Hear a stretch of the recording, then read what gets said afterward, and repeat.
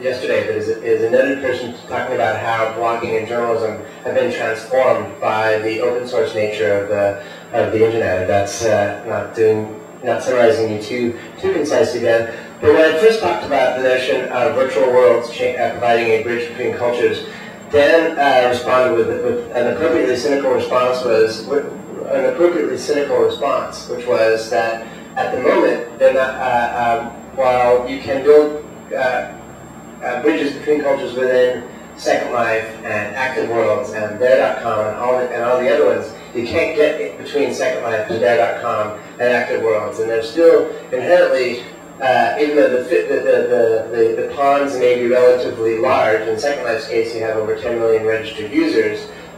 You still can't take Dan Gilmore can't take his island in Second Life today and move over to his and take it over to a new property in Active Worlds.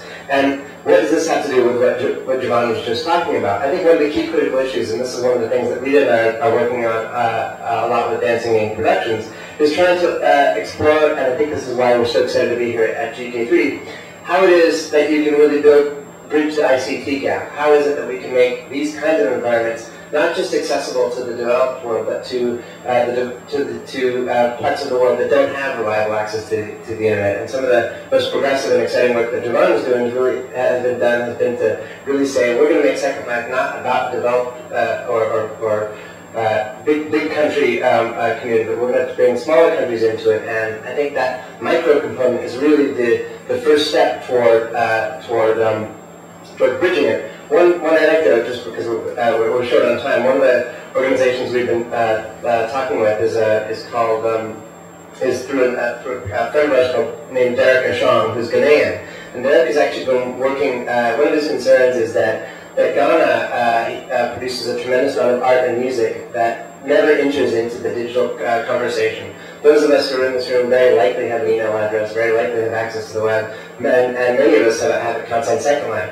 But if you Google and even if we didn't, if you Googled any one of us in this room, you'd find something out about us, whether we liked it or not. But Derek's frustration was that the finest art and music that he had seen in Ghana was not part of that digital conversation, and he really wanted to find a way to do it. And we thought that using Second Life as a venue would be an exciting way to do that. However, the challenge he had was that internet access in Ghana is primarily via satellite, which means when the weather is inclement, you don't have access. And so what we've been doing is working with him on ways to find creative ways to both make this art accessible and to find some ways to make internet more reliable. But that's a longer conversation. But just to your point, Joel, I think that your second point about making access to developing countries should be one of the most important priorities in the use of these kinds of technologies.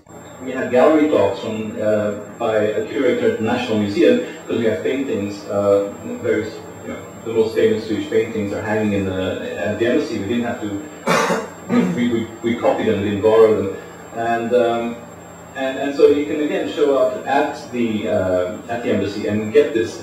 That's a lot cheaper, a lot more sustainable than flying in to Sweden, to the museum, or to your nearest Swedish cultural center. So for us, it's actually an incredibly cheap way of having people experience Sweden immersively. And it costs actually about the same as making a website. We make several new theme websites a year. For about $100,000, we get an embassy in Second Life. So we think it was a bargain for us. If it's a bargain for us, it's also going to be a bargain for some of the smaller countries that Jovan was talking about. There's a macro view and a micro view, right? So if the macro view is the Earth, and then the people on it, and interconnectivity, and the micro view is how we connect with each other on an individual basis. We're sort of in the middle, right now, because it really does. I think necessity is the mother of invention, and I think in order to bring everyone into the dialogue, that we need to look at access issues. It's the most important thing, and it isn't right to leave anyone out of this revolution. I think that's the single most important thing. On the micro level, for example, with technology, my laptop just crashed, and I have no idea what the problem is, and I don't know how to fix it, and I'm no tech person myself. So I empathize with the fact of so many people feeling like they don't know how to jump into this, because I'm not a person who comes from a gaming background. I'm not a person who comes from a background that enables me to participate in this meaningfully when it comes to technology. If I can't get my email to open, I just throw up my hands, I'm done, I don't know what to do.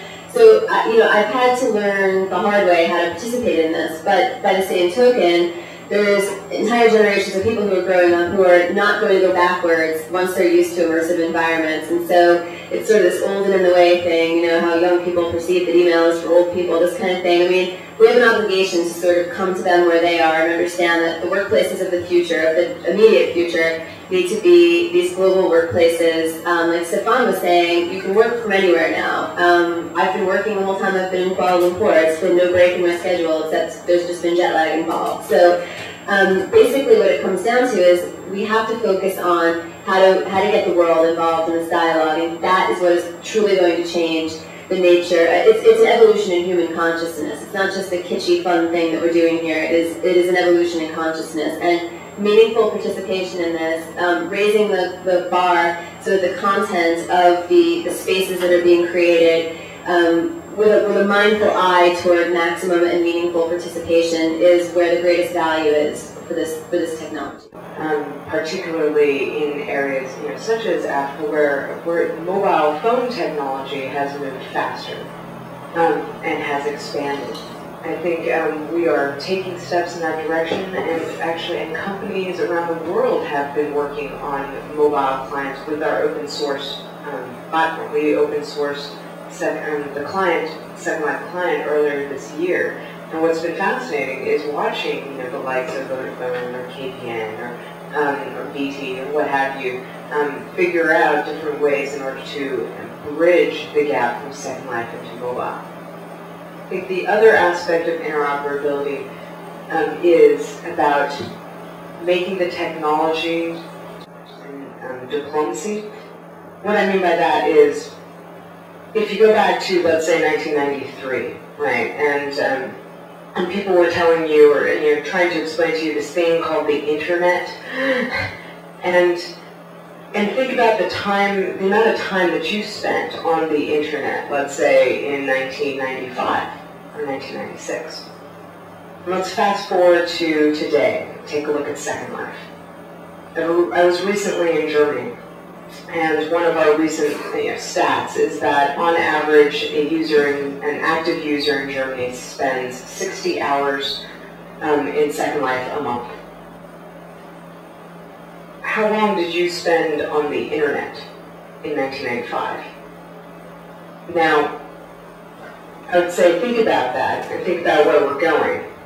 And I think as we've seen with the examples that we've heard today, that many governments and organizations have already basically risen up to the challenge and decided, hey, I'm not going to be, trying to get on the internet, in 2003 after everybody else, but rather to learn about this technology now.